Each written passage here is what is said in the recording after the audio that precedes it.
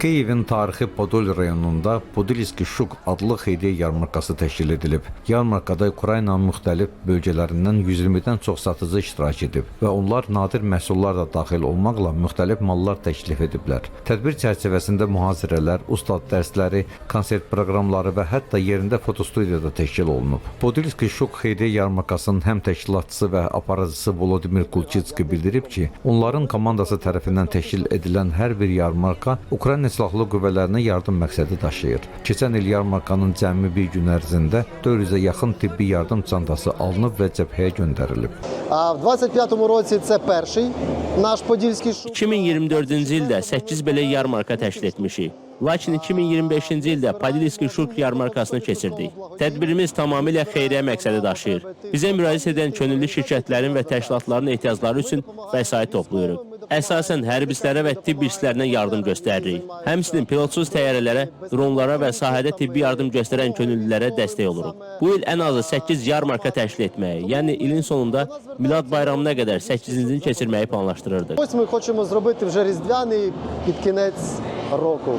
Yarmarkada orduya dəstək məqsədi ilə iyanə toplayan müxtəlif xeyriyyə fondlarının nümayəndələri iştirak edirdi. Onların arasında Rusiyanın Ukraynaya geniş miqyaslı işğalı başlayandan sonra yaradılmış Qraf Xeyriyyə Fondunun könüllüsü Diana Dirkivska da var idi.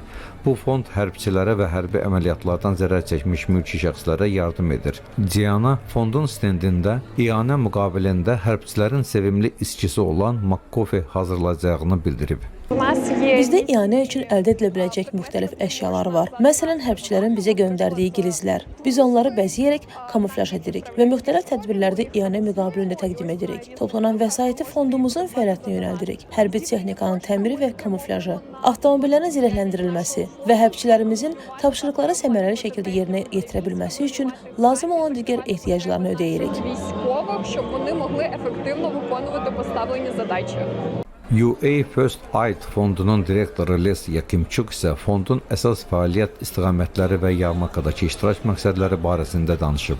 Ми займаємося тактичною медициною. Biz taktiki tibblə məşğuluq. Hərbiçilərə ilkin yardım çantaları, turniketlər və evokasiya maşınları ilə dəstək veririk.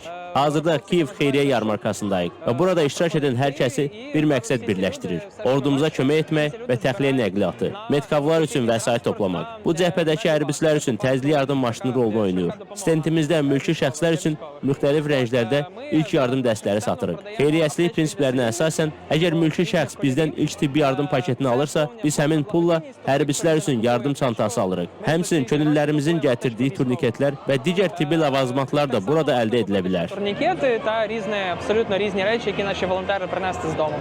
Yarmarkanın təşkilatçıları tədbir başa çatdıqdan sonra da onlayn iyanə toplamağı davam edəcəklərini bildiriblər. Bundan əlavə orduya ən çox iyanə verən şəxslərə hədiyyələr təqdim ediləcəyi açıqlanıb. Kiyev şəhərindən Seymur Şıxəliyev və Ceyhun Şüküroğlu Amerikan səsi üçün.